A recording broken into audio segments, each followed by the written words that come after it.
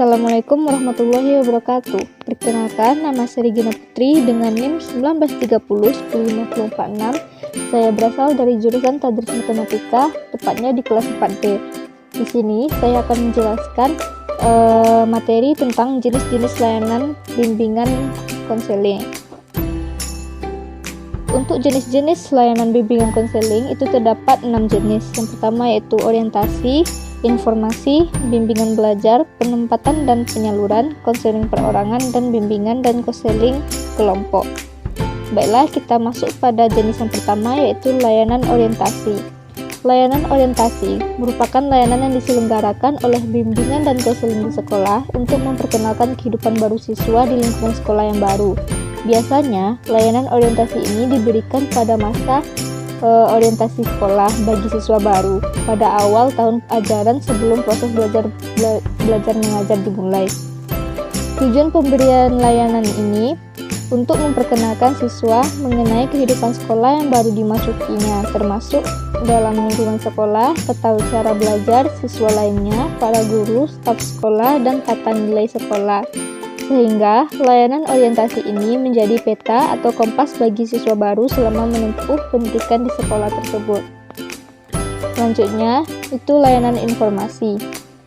Layanan informasi ini merupakan layanan yang diberikan oleh guru bimbingan dan konseling kepada siswa terkait dengan informasi-informasi yang ada di sekolah maupun luar sekolah. Informasi yang ada di sekolah yakni mengenai tata cara atau aturan dalam sekolah dan kegiatan-kegiatan di sekolah.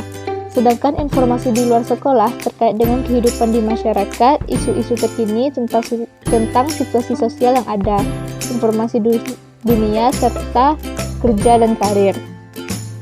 3 alasan pemberian informasi ini. Yang pertama yaitu membekali individu dengan berbagai pengetahuan tentang lingkungan yang diperlukan untuk memecahkan masalah yang dihadapi berkenan dengan lingkungan sekitar, pendidikan, jabatan, maupun sosial budaya. Dalam masyarakat yang serba majemuk dan semakin kompleks, pengambilan keputusan yang dapat dipertanggungjawabkan sebagian besar terletak di tangan siswa itu sendiri. Dalam hal ini, layanan informasi berusaha merangsang siswa untuk secara kritis mempelajari berbagai informasi berkaitan dengan hajat hidup dan perkembangannya. Yang kedua, memungkinkan individu dapat menentukan arah hidupnya kemana dia ingin pergi. Syarat dasar untuk dapat menentukan arah hidup adalah apabila ia mengetahui informasi apa yang harus dilakukan serta bagaimana bertindak kreatif dan dinamis berdasarkan informasi-informasi yang ada itu. Dengan kata lain, berdasarkan informasi yang diberikan itu, siswa diharapkan dapat membuat rencana-rencana dan keputusan tentang masa depannya, serta tanggung jawab atas rencana dan keputusan yang dibuatnya itu.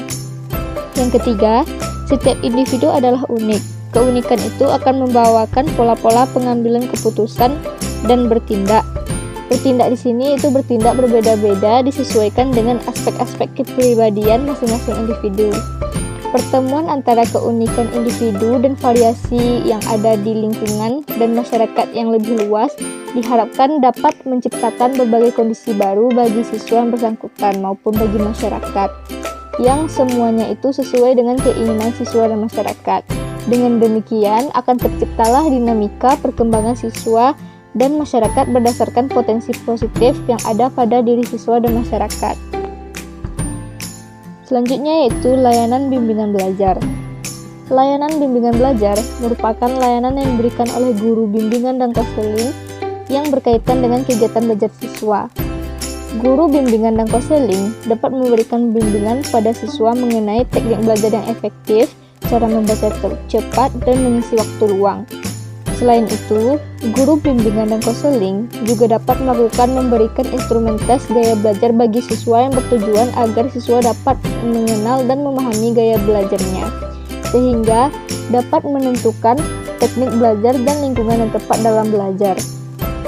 Selanjutnya, layanan penempatan dan penyaluran. Layanan penempatan dan penyaluran merupakan layanan komunikatif antara guru bimbingan dan konseling dengan siswa sehubungan dengan minat bakat dan pemilihan karir yang berujung pada masa depan siswa.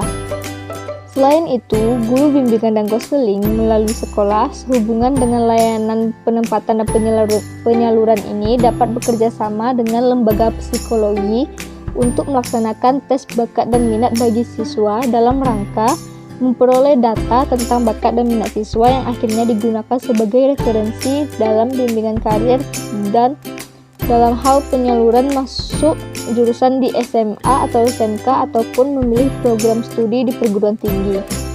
Melalui layanan penempatan dan penyaluran ini, setiap siswa diarahkan untuk memilih jurusan ataupun program studi sesuai bakat dan minatnya, sehingga memperkecil kesalahan dalam menentukan karir dan pilihan kerjanya. Layanan penempatan dan penyaluran bukan hanya berfungsi untuk pemilihan jurusan dan pekerjaan yang berkaitan dengan perencanaan karir, namun layanan ini juga dapat berfungsi sebagai penempatan dan penyaluran siswa dalam kelompok-kelompok belajar, berdasarkan kemampuan dan tingkat sosialisasi yang dimiliki siswa. Dengan demikian, guru bimbingan dan konseling dapat memberikan masukan kepada guru mata pelajaran maupun wali kelas dalam hal penempatan penyaluran ke dalam kelompok belajar, sehingga dapat mempermudah guru mata pelajaran atau wali kelas ataupun siswa itu sendiri dalam proses belajar mengajar. Selanjutnya yaitu layanan perorangan. Layanan konseling perorangan merupakan layanan yang diberikan kepada setiap individu berdasarkan data ataupun kerelaan siswa untuk hadir bersama guru pembimbing atau konselor dalam wawancara tatap muka, guna membantu siswa yang ada dalam permasalahan untuk mengenal apa yang menjadi masalahnya, kekuatan dirinya untuk mencari solusi atas setiap masalahnya. Melalui layanan ini, siswa dapat memiliki kelegaan pada fungsi kejiwaannya, sehingga dapat tetap fokus pada sekolahnya dan memperoleh hasil belajar dan prestasi maksimal.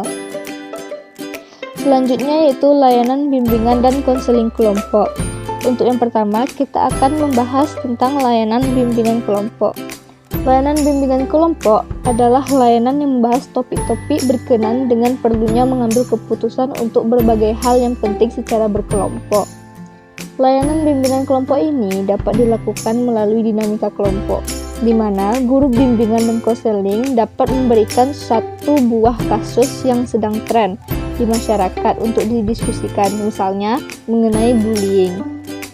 Siswa dapat mendiskusikannya dan memaparkan hasil serta kesimpulannya tentang pelajaran yang dapat diambil dari kasus tersebut, sehingga siswa mendapatkan pembimbingan apa yang harus dilakukan dan apa yang tidak boleh dilakukan apabila menemukan hal serupa dalam kehidupan sehari-hari. Selanjutnya yaitu layanan konseling kelompok. Layanan konseling kelompok merupakan layanan yang diberikan guna mengentaskan masalah-masalah yang identik yang dialami oleh beberapa siswa, sehingga melalui layanan konseling ini dengan bantuan konselor, peserta didik dapat mengalami peserta didik yang mengalami masalah yang sama tersebut dapat saling memberikan masukan untuk memperoleh jalan keluar atau solusi. Mungkin hanya itu penjelasan dari saya. Sekian, terima kasih. Wassalamualaikum warahmatullahi wabarakatuh.